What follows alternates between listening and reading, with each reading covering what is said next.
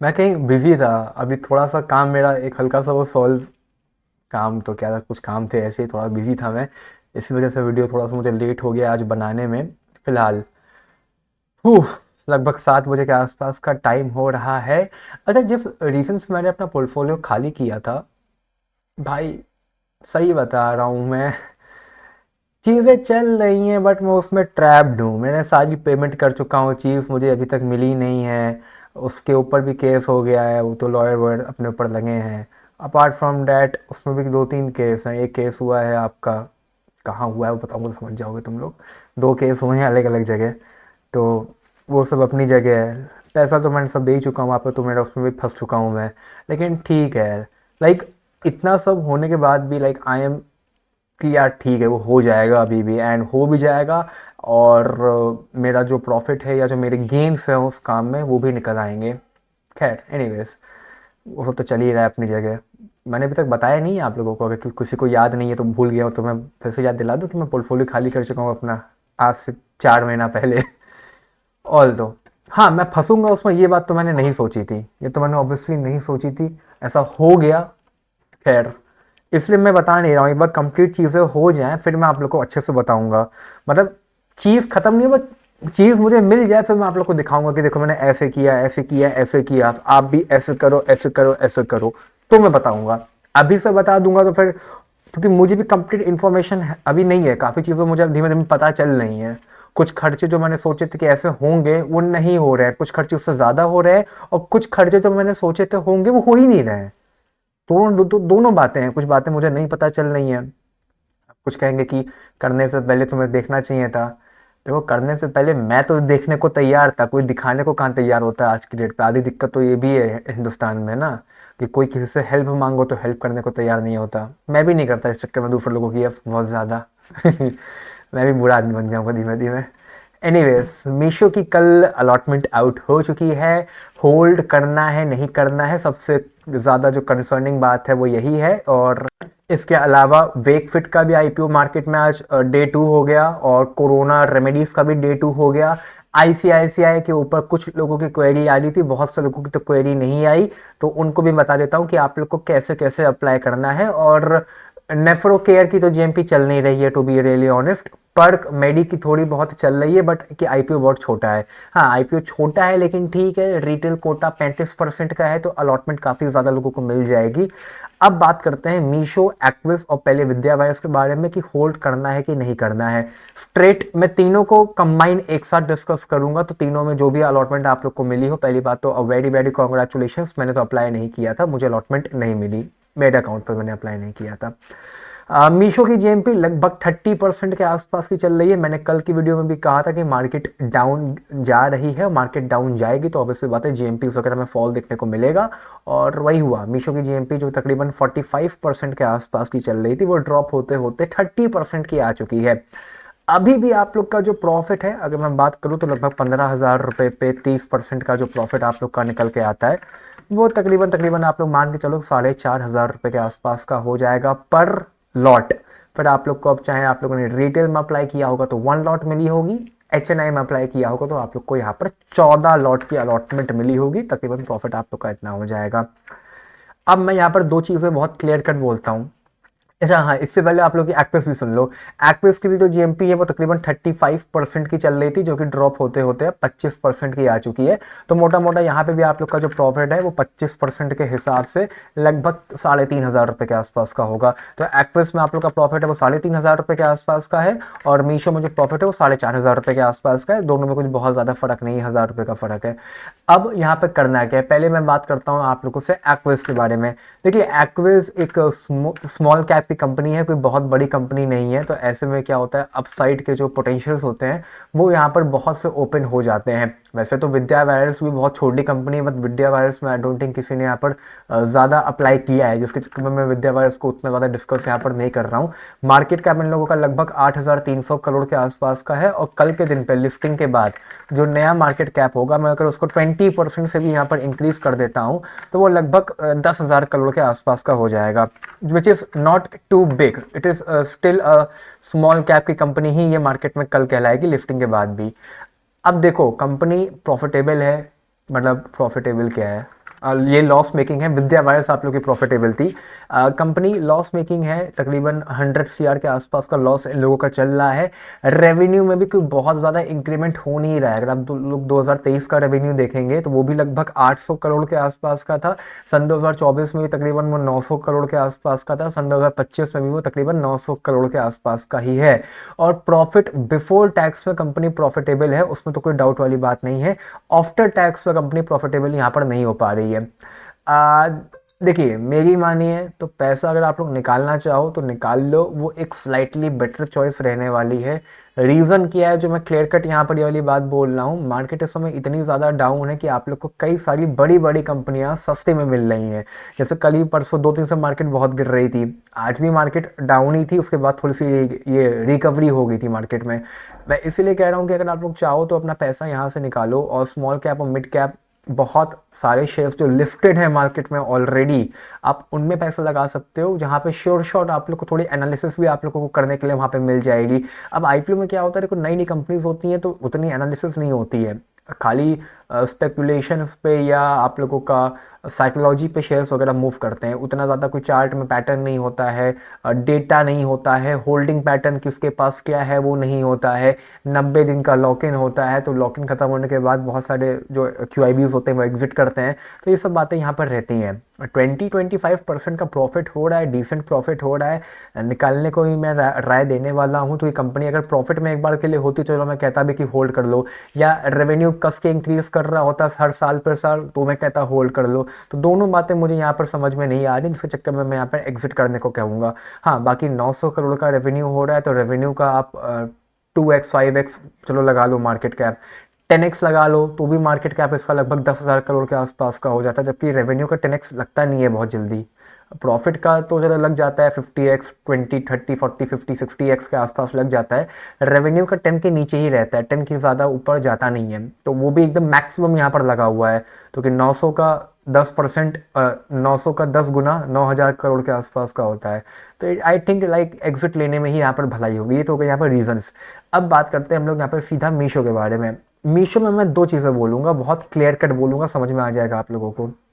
According to me आप लोग को एग्जिट कर देना चाहिए, अकॉर्डिंग टू द मार्केट आप लोग को होल्ड करना चाहिए।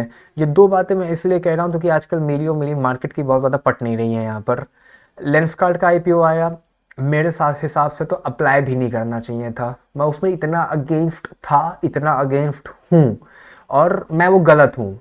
एज ए एनालिस्ट भी मैं गलत हूँ। देखो एनालिस्ट जब भी, एज ए एनालिस्ट भी अगर मैं आपसे बात करूँ तो मैंने कहा कोई चीज़ आप लोग को अप्लाई करने को मना किया और उसके बाद वो बढ़ गया, XYZ रीजन, कुछ भी रीजन से वो बढ़ गया, तो मैं गलत हो गया।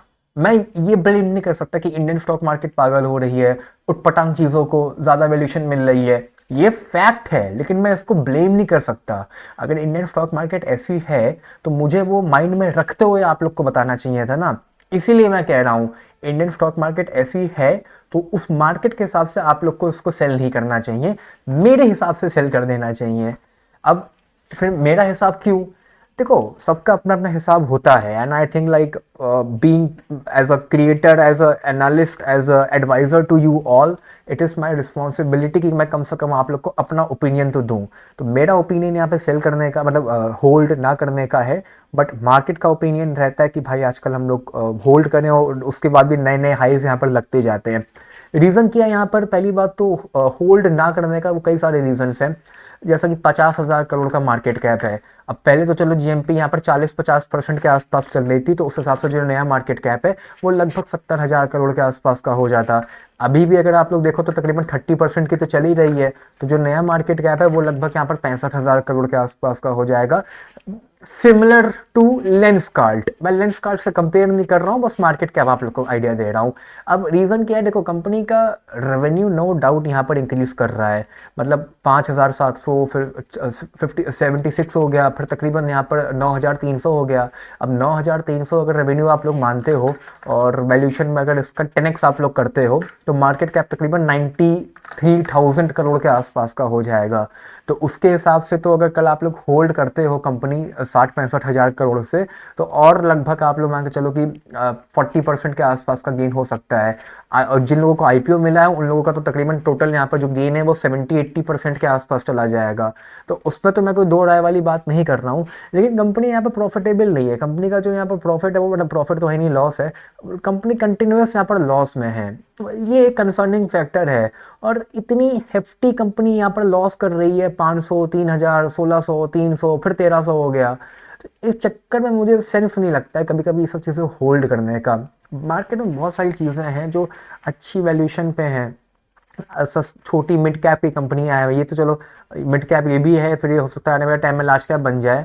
तो यही रीज़न था, इस वजह से मैं आप लोग को मना करने को कह रहा हूँ, इसको होल्ड ना करने को। अब जमुना ऑटो था, अब जमुना ऑटो को कोई कमेंट नहीं करता है आजकल। मैं आज देख रहा था तुम लोग बहुत चालू हो, तुम लोग डिक्सन पे कमेंट कर रहे हो आजकल। डिक्सन तो चलो ठीक है, अभी मैं ट्रैक कर रहा हूँ, मैं बोल नहीं रहा हूँ, मतलब ऐसा नहीं कि मैं देख नहीं रहा हूँ, मैं देख भी रहा हूँ इसको। इसके अलावा भी जमुना ऑटो मैंने जमुना ऑटो ये रहा, इसको मैंने कितना कवर किया था, अभी 122 रुपये का आ गया, मैं इसको 90 रुपये से कवर कर रहा हूँ। अब आजकल सब लोग गायब हो गए हो, अभी ऐसा भागा है कि लगभग 35% के आसपास का इसने पैसा बना दिया है। तो ये सब स्टॉक्स थे जो अंडर वैल्यूड थे और प्रॉफिटेबल कंपनी थी। तो इसलिए मैं कह रहा हूँ कि मीशो मीशो मुझे समझ में नहीं आ रहा है। और जबकि मैं तो सिर्फ ये सोच रहा हूँ कि मीशो का ये हाल है, तो फ्लिपकार्ट का आईपीओ आ गया, तो उसको तो आप लोग मुझे लग रहा है 4 लाख करोड़ तो ऐसे ही दे दोगे valuation, pre market, pre IPO. तो ये देखने वाली बात है। बाकी जो लोग होल्ड करना चाहते हैं, इतना माइंड में रखिएगा, एज अ मिड कैप ये रिएक्ट करेगा 65 हज़ार करोड़ के बाद। वहाँ पे बहुत ज़्यादा मत सोचो कि रोज़ 5-6% का मूव आएगा, आने में आ सकता है, बट इतना फिर वो इजी नहीं बनेगा। और रिटर्न भी फिर वो कोई बहुत ज़्यादा अनाप शनाप नहीं देगा यहाँ से, नॉर्मली रिटर्न देगा जैसा एक मिड कैप का स्टॉक या 65 हज़ार करोड़ का स्टॉक देता है। धीमे धीमे रिजल्ट अच्छे आते चले गए तो ठीक है, 2-3% बढ़ गया, और नहीं है तो वो भी नहीं बढ़ा, कहो अच्छा आ भी गया तो भी ना बढ़े। अब कल्याण का जो रिजल्ट आया था उसका उनका प्रॉफिट 2x हो गया था, शेयर में कोई मूवमेंट नहीं आई। क्यों नहीं आई? बस नहीं आई, क्योंकि वो मिड कैप का स्टॉक था, उतनी बाइंग ही नहीं आई वहाँ पर। तो मिड कैप का स्टॉक्स को माइंड में रख के चला करिए, और इसीलिए मैं इसको यहाँ पर मिड कैप की जब मैं बात कर रहा था तभी मैंने इसको यहाँ पर लेंस कार्ड से कंपेयर किया, क्योंकि लेंस कार्ड भी अभी ताज़ा ताज़ा आईपीओ आया था। और देख लो साइड वेज ही है, मतलब उसी एक रेंज वेंज छोटी मोटी बना ली, वहीं पर ट्रेड कर रहा है। और ये भी मैं कहूँगा कि ओवर वैल्यूड ही है, क्योंकि यहाँ पे भी प्रॉफिट तो है नहीं, ये एक छोटा सा प्रॉफिट आ गया है। और मीशो तो इससे भी गया गुजरा है। तो आई होप चीज़ें आप लोगों को समझ में आ गई हैं। अकॉर्डिंग टू मी आप लोग एग्जिट करना चाहो कर लो, बाकी according to the market hold करना चाहो होल्ड यहाँ पर आप लोग कर सकते हो। इसके बाद मैं बात करूँगा यहाँ पर विद्या बायोस की। तो विद्या बायोस तो सबसे बेस्ट है यहाँ पर होल्ड करने के लिए, क्योंकि बहुत अल्ट्रा माइक्रो कंपनी है, 1000 करोड़ का मार्केट कैप है, और कंपनी प्रॉफिटेबल है। और वायर्स की एक ऐसी इंडस्ट्री है जो ग्रो कर रही है इंडिया में, क्योंकि बहुत ज़्यादा प्लेयर्स हैं नहीं। क्वाड्रेंट फ्यूचर टेक हो गया, बाकी तो फिर बड़े बड़े हो गए, आप लोग का हेवेल्स, पॉलीकैब, तो बहुत बड़े बड़े हो गए। तो वायर्स वगैरह में छोटी कंपनियां ये सब धूम मचा सकती हैं। तो विद्या वायर्स तो बिल्कुल होल्ड करो लंबे समय के लिए, लेकिन 3-4 साल के लिए। अब बात करते हैं हम लोग यहाँ पे कोरोना रेमेडीज़ के बारे में। इसका आज था मार्केट में डे 2, अगेन डे 2 था, डिसेंट आईपीओ है, जीएमपी इसी की यहाँ पर चल रही है, क्योंकि बाकी किसी की तो जीएमपी चल नहीं रही है, किसी से मेरा मतलब वेकफिट से हो जाता है। अब 25% की जीएमपी यहाँ पर चल रही है, तो नो डाउट आप लोग इसको अप्लाई कर सकते हो, पैसा आप लोग को यहाँ पर बनी जाएगा, थोड़ा बहुत रोते धोते बनी जाएगा।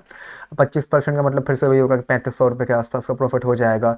अब सब्सक्राइब कितना हुआ है रिटेल कैटेगरी में, आईपीओ लगभग आप लोग का हो चुका है, कहाँ गया, यही है ना, हाँ, कोरोना रेमेडीज 5.7 टाइम्स के आसपास हो चुका है। मोटा मोटा कल तक हो सकता है ये 6 या 7 गुना के 7 या 8 गुना के आसपास हो जाए। मैं एज ऑफ टुडे का आप लोग को बता देता हूँ, हर 5 में से 1 को अलॉटमेंट मिलने वाली है, एग्जैक्ट चांसेस है वो लगभग 17.5% की चांसेस हैं। It's huge. 17-18% की चांसेस आईपीओ में मिलने की, it's a very good amount of chances of getting an IPO, ये बहुत तगड़ी चांसेस हैं। रिटेल में बिग एचएनआई में भी उतनी ही चांसेस हैं, आप लोग चाहो तो बिग एचएनआई में भी लगा सकते हो, स्मॉल एचएनआई अवॉइड करो।